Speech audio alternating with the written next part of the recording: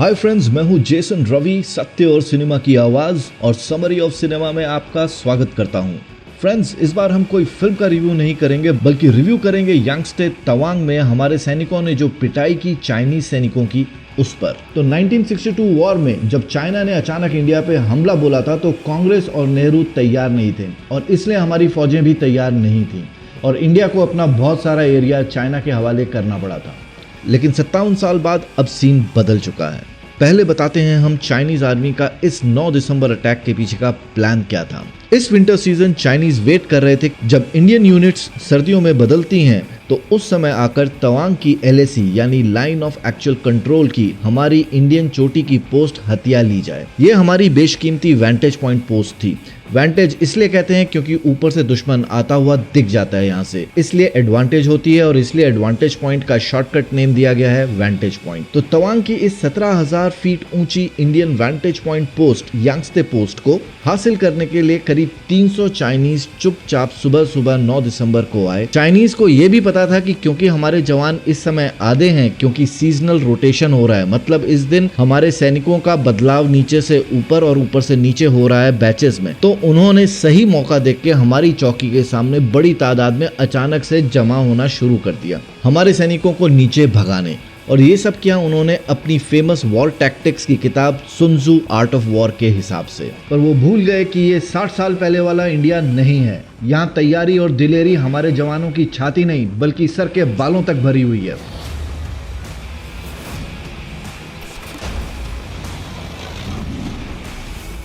चाहे वो तादाद में दुश्मन के आधे ही क्यों ना हो।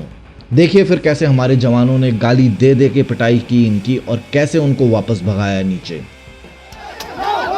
टारो टारो टारो ए मुड़ते ना होना ओए सट पैन जो खड़ा देता हटा मार डांग पैन जो ते मार सट। यहाँ हमारी 3 यूनिट थी, Jammu and Kashmir rifles, Jat regiment and Sikh light infantry. बर्फ रुकते ही जैसे ये चाइनीज इन्हें दिखते हैं वैसे ही ये उन पे टूट पड़ते हैं। कोई क्वेश्चन नहीं, कोई वार्तालाप नहीं। देखिए कई बार सोचता हूँ ये हमारे पंजाबी चीखते सरदार भाई, अगर उनकी ये गालियां नहीं होती तो शायद हमारे जवानों को इन्हें मारने में इतना जोश और मजा नहीं आता। ये गालियां सुनिए। सट पैन जो खड़ा देता हटा मार डांग पैन जो ते मार सट दे दे दे डांग दे फिर डांग पैन दे यार दे। ये चाइनीज के लिए जो उन्हें समझ नहीं आ रही हैं पर हमें जरूर उत्साहित कर रही हैं और चाइनीज को साउंड इफेक्ट में डरा रही हैं। दे दे दे डांग दे फिर डांग पैन दे यार दे। ये असर है पंजाबी गालियों का जो हौसले बुलंद करने का काम करती हैं टाइम पर।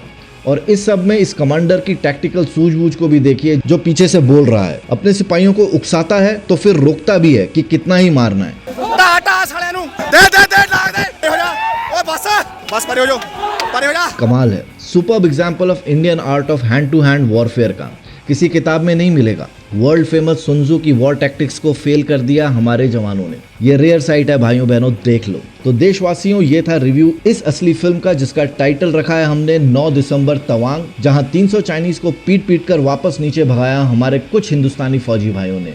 कैसा लगा आपको इस असली फिल्म का रिव्यू नीचे कमेंट्स में बताना। लाइक सब्सक्राइब स्मैश नहीं किया तो कर देना और सब्सक्राइब का मूड नहीं है तो गरीबों को 11 बनाना यानी 11 केले खिला देना अपनी तरफ से। और जेसन रवि की तरफ से जय हिंद और जो बोले सोनेहाल, सत श्री अकाल। थैंक यू, शुक्रिया and God bless you. God शाबाश।